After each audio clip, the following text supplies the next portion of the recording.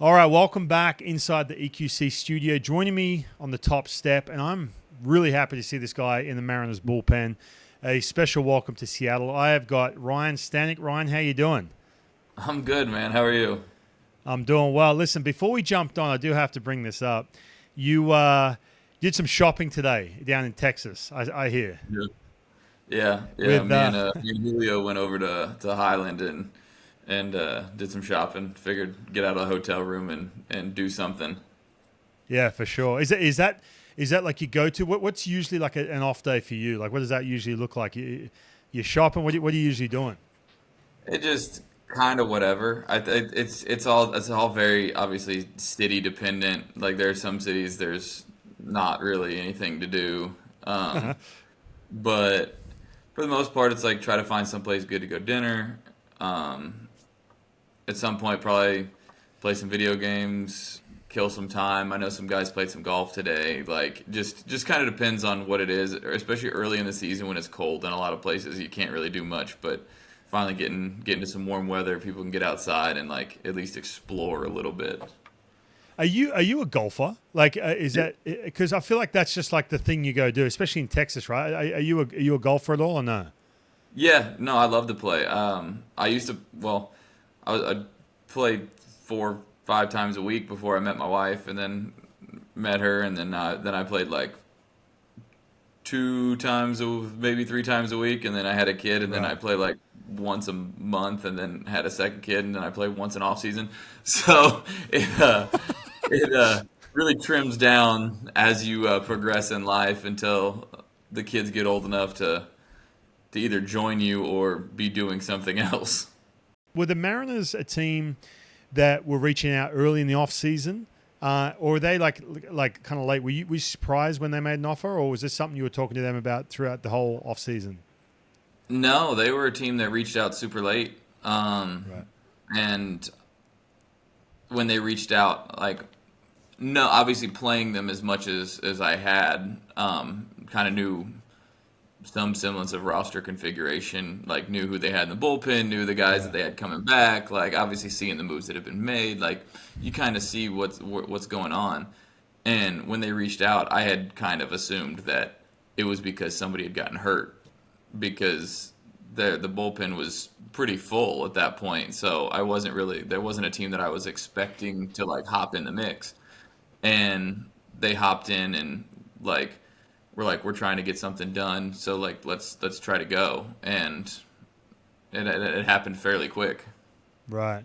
I'm not going to lie, and I've said this a bunch publicly. When I feel like when Brash went down, Santos went down, and then they made the announcement. I was I was kind of saying, like, I know it sounds bad, but it's kind of a good thing that they were sort of they forced their hand because, when you signed, I was just looking at that going, okay, Ryne Stanek's going to be that dude when it's late August going into September. He's been with a team that's been had playoff runs in the past.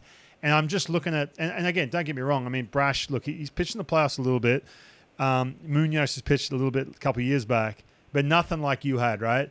And so I was just saying it's kind of a massive blessing in disguise that will pay dividends as this season gets moving. So yeah, man, I was stoked when it happened. When you said you were surprised with the fact, the Mariners signed you. Has it been since you've gotten to town? Have you got you and your wife? Have you found somewhere to stay, and are you still going through that process? Yeah, it was a real quick process actually. Obviously, with two Oh, weeks to nice. go before the season started, so you're sitting there going, "Oh God, we had to Yeah. find out in Arizona in like a day, and then Right. we had like little less than 2 weeks to find housing in Seattle because we had the 3 days in San Diego, um, to do those exhibition games in San Diego before we went up there. But my family went Yeah. up to Seattle before that. So I had to try to find a place up there, which was super hard because we ran into a couple sketchy landlords. So like, yeah, it was just a whole mess. Dude tried to charge us like an extra almost $2,000 a month because he found out I played ball, and you're like, dude, No. Oh, grow up, like grow up, like come on, that's it's brutal, ridiculous. man. And Oh, yeah, it just you like when you're in a hurry and you can't like yeah. really like vet people like well, you get people trying to take advantage whenever it's pretty ridiculous. Yeah. And so we had to deal with some Airbnb stuff while we waited, and then finally we're into like a house now. So Oh, nice. um, it feels better. Like at the first homestand was a lot of stuff going on, like a lot. Like every day there was something going on. We're trying to figure out like where we're going, Right. like how the like the living situation is, and then obviously going to the field and trying to play and doing all that. And then now when we got back from the road trip, we finally on that off day moved into like our house that we found to rent. Yeah, people don't understand, man. Like, it's so hard, especially too the fact you sign later in spring. You know, you're kind of looking around, going, "All right, where am I going to live?" Who's like that? Do you have like a teammate that kind of helps you out and gives you recommendations, or says, "Hey, like, um, I'm not going to give away where you live in Seattle, especially if landlords are trying to rip you off $2,000 a month." But is there like a teammate that says, "Hey, man, like recommends a certain area"? How does that work? Yeah, no, and, like that's one thing that's been super good here is like the guys are great, the Yeah, ops staff is great, the coaches are great. They're like super helpful. You're able to, hey, like what do you got in this area? Like what are the good areas to stay? Where are the areas you'd recommend to stay? Where have you stayed? right. All of those things come into play, and you're able to work through that a lot easier because you have people that have already been through it and lived in these areas. Yeah, Be like, hey, maybe here but not here. If you have a family, probably not here, but you can like these three spots are good for families. Like just certain yeah, areas to where you're like, if you're a single dude, okay, you can live in these areas. If you're like you got kids and stuff and you need some space and you want a little bit of slower pace, like you live here. right. Like way easier with having so many people that have been through it already. Yeah, for sure. And speaking of the Mariners, obviously new team, but what was your perspective of them being an Astro? Obviously, you played against the Mariners a ton the last couple of years. What was when you're as a Houston Astro looking at the team, like what was kind of like your perception, like what they did well, or kind of that view outside of obviously now you with the team. This is a team I cover, but like how would you view last couple of years? Was it a team that like I always wonder this, man, because the Astros were just such a juggernaut. They still are, like obviously, but they've had such a run. And here come the Mariners a couple of years ago. Obviously the playoffs ended here in Seattle, and then last year you're watching kind of them slowly start to build and have something. But from your point of view, going back like a year or even last season, what was your kind of like view of the Seattle Mariners as a baseball team in regards to what they do well, what stands out, and everything else? I mean, sorry, my fans just kicked on my laptop.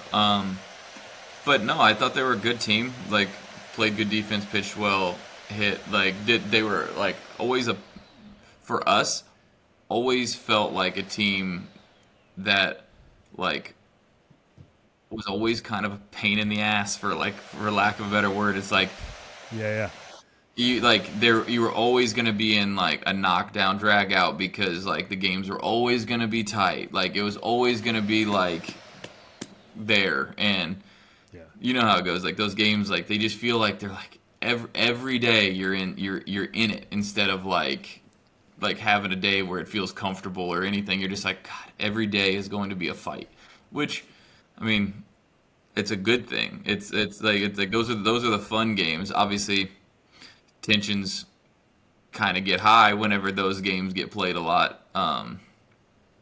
But that's pretty commonplace, especially in division whenever you play each other so much. look, you joined the Astros 2021, right? And I feel like Mhm.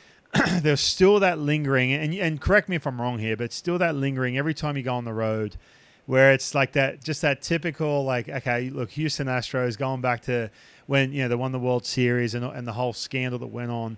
Did you feel that as a player, even though you obviously had nothing to do with it, but when you went on the road, did you really feel that, even like joining that team 2021? Yeah, well, that was the first year that like everything had came out and the fans were back in the stands. Like, the funniest story that I have was at the deadline in 21. Like, trade deadline was the literal night before. We had 3 dudes show up. It was Yimi Garcia, Phil Maton, Kendall Graveman, like actually like maybe like a day before. Yep. And Montero. So we had 4 dudes that showed up in the bullpen. And we're in San Francisco. Phil Maton shows up from Cleveland like during catch play. And he's out in the bullpen, and dudes are just on him, calling him a cheater, yelling at him, MFing him. And he's like, I was in Cleveland like 10 hours ago, and they're like, we don't care, you're still a cheater, and you're like, you're stupid. You just don't know anything, or you just want to be mad at somebody. I don't know. It was some of it was, and some of it was just like annoying because it was just so bad, just bad chirps, dumb chirps. The same chirp you hear every time. You're like, okay, at least be creative. Like it's not cool. I forgot that, man. Like you're looking at it going, okay, because you always sort of put it back to what was it, 2017 or whatever it was. But I forgot that's right. 2020 there was no one in the seats, and then 2021 was the first year where fans could just kind of let it eat. But I love that the fact that dudes have been there for a week and they're just getting absolutely destroyed. Not even a full day, even a full day when they're getting yelled at, and you're like, dude, get real. It kind of takes the like the credibility down a couple notches too. When you got fans, you just kind of like that just turns into an eye roller. You know what I mean?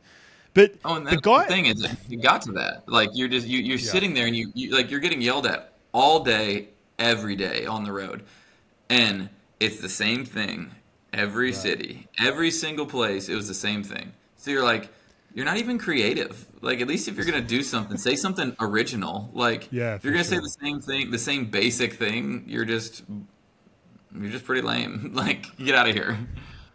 Did you, the guys who were there and the guys who really copped it, obviously Altuve and I guess Bregman and a couple of these other guys, but did you ever have any conversations with them about what they were going through dealing with that, especially like in 2021, when fans had a good first crack at given the hazing on the road? No, it was not. It wasn't really anything that it was ever really talked about. It was just like known in the clubhouse that we were going to get yelled at. It was just going to be part of it. Like obviously some crazy people like in just like some cities, like we had to carry like extra security guards with us to make sure people didn't get really stupid. But besides that, no, not really. It was never anything that anybody ever talked about. Did you did you feel like it made you like tougher, like that you can handle so much more when you're pitching, dealing with that? I mean, I guess. I don't know. The funny thing is, so many people just yell at you all the time that you just don't even hear them. Like, you don't hear anything. Right. You just get to the point where you ignore everybody. So like you're like whatever. Like you could say anything, and like 9 times out of 10, probably closer to 10 times out of 10, I'm just not like. For me, I just not even going to hear you at all. So like, cool. Yeah, right. Yeah, no, it's just I love to ask that question just because I'm looking at this going, man, you kind of like you're stoking the fire in a sense, and not that you were there in that time period. I mean, you were talking about guys yelling even after being there for a day or two, but you kind of all you're doing is kind of building that armor, I guess, to deal with to really deal with anything, I mean, because your first time pitching the postseason was what 2020, when there was essentially no one in the seats, right? Well, there was. I can't remember how they did the postseason. Just family in 2020 until I think it was until the World Series. I think it was just family. That's right. And then they had those pods out in Texas or whatever it was, like the different sections or whatever it was. Bizarre time. And then obviously the Astros the last couple of years. But hey, with you in your career, right, there was a point there where you were sent down to AAA, and correct me if I'm wrong here, I can't remember the year, you're sent down to AAA, and that's where you learn how to throw your split. Is that right? What year was that? 17. That was my rookie year. Yeah. Okay, so talk me through that, man. So you're in the big leagues, rookie season. What secondary pitches did you throw before you had that split? I threw a curveball and a slider, and then I had because I had a starter mix because I was a starter until that point basically, or until till I got to AAA basically, which was like the end of the year before. So yeah, no, I had like a starter mix, four seam change, like circle change, curveball slider, and then when I got to the big leagues, like it was still at the time when the baseballs were different. So there was a very big difference in the baseballs between AAA and the big leagues. So you just got to that point where it's like I couldn't spin the ball as good like in the big leagues because it was just a much different baseball. Obviously, in 2019, the baseballs were pretty hot too. Yeah. But like for years, like the baseballs like had gotten like what seemed to be hotter and hotter, and they spun. They like the minor league balls. You could spin them because the seams were a little bit bigger, and then the big leagues like everything's a lot slicker. Like it's just like a whole combination of things, and so I didn't throw a lot of breaking balls like right off the bat because I was like, it sucks. So like I can't throw that until I learned how to actually throw a big league baseball. So like the book kind of got out real fast. Like I came up and threw really well for the first, I don't know, month or so. And then the last couple weeks of that stretch that I was up for the first time, it wasn't very good because I was just like hucking heaters and just like had nothing else at the time. So I got sent down, and Steve Geltz was down there, and he taught me how to throw a split. And I mean, him just kind of like threw it at each other, and then started throwing it off the mound, and then kind of busted it out in the game, and kind of history now. Was that something that the organization said, hey, look, when you go down there, we're going to really dial in on this pitch, or did you go down and say, you know what, I need to change something? Well, it was I needed to change something. They definitely didn't tell me, hey, you need to learn how to throw a split. It was just kind of like something that I talked to him about. I started playing around with in catch play, showed the pitching coach, kind of got to the point where it's like I kind of think it's good enough that I can maybe throw it. Yeah. And then once that happened, it was pretty damn good, so I just kept throwing it. This is still like kind of pre where you check the iPad every pitch right in the bullpen. Like this is what we're talking 2017. Yeah, so this is more of a feel thing, right? This wasn't something like the Mariners do such a good job. I get it when guys come in, like I'm talking Paul Sewald, like a bunch of guys, like Topa last year, where they kind of identify and they do use some of these pitch metrics to say, hey, this pitch, this location, let's dial in on these two. But this is something, and this is what, Scott Service even talked about from a hitting standpoint, guys just looking at iPads way too much. And I see these kids, man, I coach kids, every time they throw, like I'll go down the drive line, they throw a pitch and then they're just staring for 45 seconds at an iPad or whatever it is to figure out the pitch. It drives me insane. But this is something before that, right? This is just straight teammates like, hey, check this pitch out. You should throw it. And then you're just going off straight feel or what the reaction from the hitter is, right? Yeah, it's like it was very much like it was at the very beginning of like the pitch design stuff. It was probably pre even phrasing of pitch design. You're like it was still before the seam shift stuff started to come out. It was before the big sweeper. It was just kind of like a situation where I had to rely on what the hitter was telling me. If like the old adage is the hitter will tell you if it sucks or not. So like if you go out there and you get whacked, it's probably not great. Yeah, right. So for whatever reason or another, it could be a bad shape, it could be bad deception, it could be a tip, it could be a whole bunch of things. But it's like if it's not good, the hitters will let you know pretty quickly if it's not. Do you like now last couple of years? Do you dive pretty heavily into analytics and try and really understand it, or are you one of those guys that you throw a bullpen and you want to see 5 or 6 different numbers or how the pitch is shaping out or any of that, or sit down with pitching coach, or are you still kind of towards the same thing you were doing 2017? It's both. It's like a lot of times I want to know that my heater shape like, I want to know that the shape is within normal range, and then everything else off of that is feel. Because like if it's showing up on the computer as what my stuff's supposed to do normally, like within a reasonable range of variable or variation, you can sit there and go, okay, well, it doesn't matter as long as that stuff's normal. Yeah. It's about executing. It's about, hey, I gotta get out to the glove side. I gotta get the ball down. I gotta get the ball up. I gotta be able to bounce my breaking balls. I've got to be able to backdoor it. I have to be able to do those things to execute, because if you're only worried about just creating pure stuff, you don't really pitch. And like, it's like some of it is you have to trust your stuff and not be too fine and not try to be perfect every time. It's just stay within and just like go. Yeah, for sure. I just, it's one of these things because it's under such a microscope now. I mean, you throw really hard, man. And I didn't know if, did you throw gas when you were a kid as a teenager?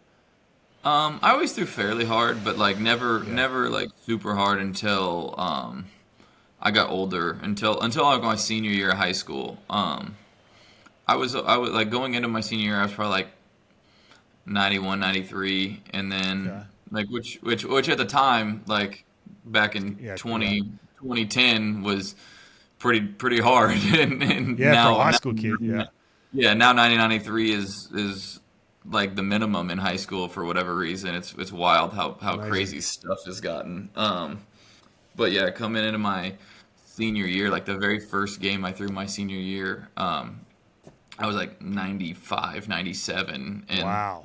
And people were like, because I was a guy that like I thought I was gonna get drafted, but like not super high. Yeah. But then like as soon as that happened, teams were like, oh, you're gonna go a lot higher than you thought. So I had to like prepare for that and the whole draft thing out of high school, which funny enough, Seattle drafted me, and I ended up going to college, obviously. You're like, no, thanks. Yeah. It was funny because like I had like at the time like I had a very clear belief in what I wanted and what I wanted to like skip college, and didn't get there. So I went to college, and then I just did it again in 3 years. Yeah, I mean, it's amazing, man. Like coming from Australia, if you get drafted, if you were to any like significant signing bonus, it's like, oh no, you're crazy if you turn that down. But here in the States, man, guys like you and some of these other guys, they're like, no, I'm all good. I'll do the same thing in 3 years. Especially if you were throwing hard, then I guess in high school. I got to ask you this, man, being a pitcher and you've been around for a long time now and you've had such a good career. When you look at all this arm injury stuff, is it something that you look at and go, oh yeah, man, it's slowly going to a worse and worse place? Or do you look at it and go, well, hey, look, it's that time of year? I mean, any solutions or anything that you put your finger on and say, I really believe it has to do with this?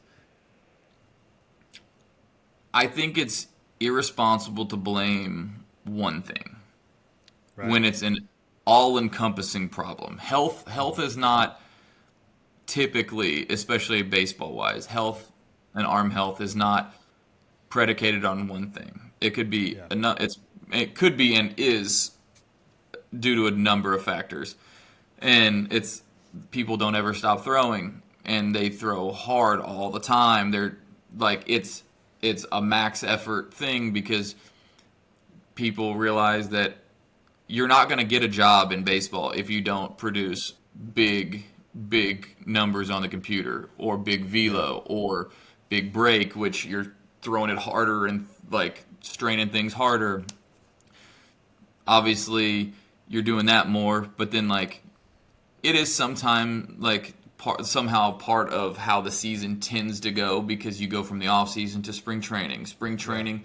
No matter how much of a game like experience it is, it's not regular season. So like you're ramping up intensity too on top of volume, and then you're not getting as many off days as like you were. So like it and like I think it's irresponsible to say that the pitch clock has nothing to do with it. I'm not going to say the pitch clock is the reason because I don't think it's the reason, but I think it's a contributing factor. I think there's a Right. bunch of reasons, and any one side, I think, blaming one thing, that's a bit irresponsible. But I think any one side completely eliminating one thing is also equally irresponsible. The pursuit of just pure stuff, I think, is a huge thing, For and sure. teams reward the big stuff, but then also want everybody to have it so that when one guy gets hurt, they can just replace that guy and inevitably never Yeah. pay anybody hardly what they're worth because the way the contract structures are set up, you just go, all right, well, we're going to throw this kid on minimum as many times as we can because Yeah. as a kid, you want to be in the big leagues. And if you say you're down or whatever, you might get sent down.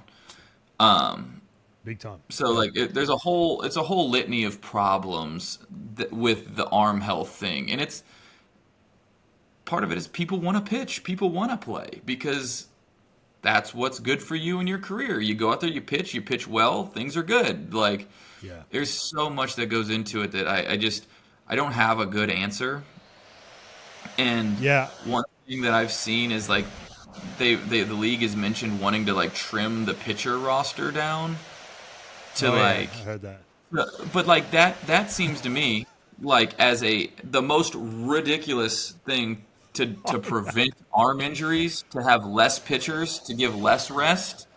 Like Yeah. there should be maybe some emphasis put on where a starter tied to the DH. Well, if your starter doesn't like if you want to incentivize people going deeper in games, maybe add a pitcher, but incentivize going deeper because you can add a pitcher to the roster, like one more guy.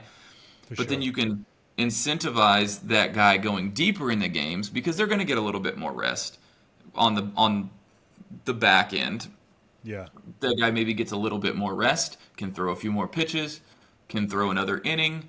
That maybe you tie that, like I said, to the DH, and if your pitcher goes 5, you get to keep your DH. If your starter, whatever, doesn't, or you choose to not do that, maybe you lose it. I don't know. I don't know how to like set that up in a way that actually that incentivizes that what they want, but also like is a reasonable solution that doesn't somehow get abused by somebody by manipulating the roster in some form or fashion or using it in like a weird way. I don't know. I don't have the answers to that. It's well above my pay grade, but yeah. I think the idea too, you mentioned like, the one less pitch or trimming the pitching. The thing is, if I'm in Double A, and I've said this a bunch, man, if I went back to Double A and someone said, look, if you do all this, you got a really high risk of blowing your arm out. Yet we can get you throwing 97 with this filthy slider and just spin that thing. We're going to spin it at 60% of the time. You got a really good chance of pitching the big leagues. I'm like, I don't care. Like, I'll do it in 2 seconds. So I think the pursuit, you mentioned the pursuit of like running at capacity and being max effort or hitting 100 miles an hour. If it's out there, as a pitcher, I'm like, whatever, I don't care. Like, I'm not going to train differently because, oh man, now all of a sudden I got to stick around and throw more innings. It's just going to be, I'm just going to go as hard as I can for as long as I can. So it's a tough one, man. I will ask you this though. If you had a group of 16-year-olds standing in front of you and they're like, hey, like, what would your advice be? I mean, because they all want to throw gas. There's no way you're going to say, oh, no, hey, slow down, stop doing this velo program. But what would be one little bit of advice you'd say, hey, look, to stay healthy, you should maybe add this to your routine? There's so much. I don't know. There's so much because like it's like health is so many things. Some of it's luck, some of it's how you take care of your For sure. body, some of it's the strength stuff that you do. I would say that doing things to strengthen your shoulder, to strengthen like your lower half, to where you can be more Yeah. efficient and hopefully not need to be max effort would Yeah. like whatever that is for you, to wherever you can like generate the most you can with the most reasonable amount of effort. Typically it comes with strength, some of it's size, some of it's whatever, but Yeah. I think that's the thing. I think there's so many problems that you can't with like you can't tell somebody, hey, you can throw 97, but like we think you should throw 94. No So chance. Yeah. hopefully you don't get hurt. So hopefully you don't get hurt. Like I think Yeah. it was Glass now was saying like this whole thing is like the trade off to get the carrot in the game that we play is like you have to do that. And if Yeah. you go out there and you get beat going say 90% instead of 100%, you get beat. You're gonna be like, Yeah. why the hell did I not go 100%? Or Yeah. you going 90% to stay healthy loses you your job. Right. Nobody wants Yeah. that. So you're sitting there like it's such a like a confounding problem because you want everybody to be their best, but then at the same time, being your best is also the most physically dangerous. Yeah. So like there's no line, there's no good answer. You have to take care of your body, you have to do your soft tissue work, you have to stretch, you have to lift, you have to do all of the things that you can think of to give yourself the best chance. Yeah. It's no, it's such a puzzle too. I still say, and I mean, travel ball happens year round. I still feel like, man, if there was a situation where you could just cut down on some of the travel ball or whatever it is and create an off season, especially once you get 15, 16, 17 with some of these kids, it might change things as well, or just play other sports. I mean, you hear everything, but it's just such a Playing, big issue at the moment. playing the So other sports, I think, is incredibly important.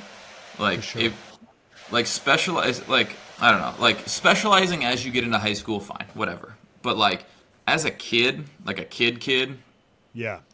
if you're only playing one sport as like a 7, 8, 9 year old, like you're doing like as a parent, I'm a parent now, like I feel like I would be doing my child a disservice by limiting them to one thing.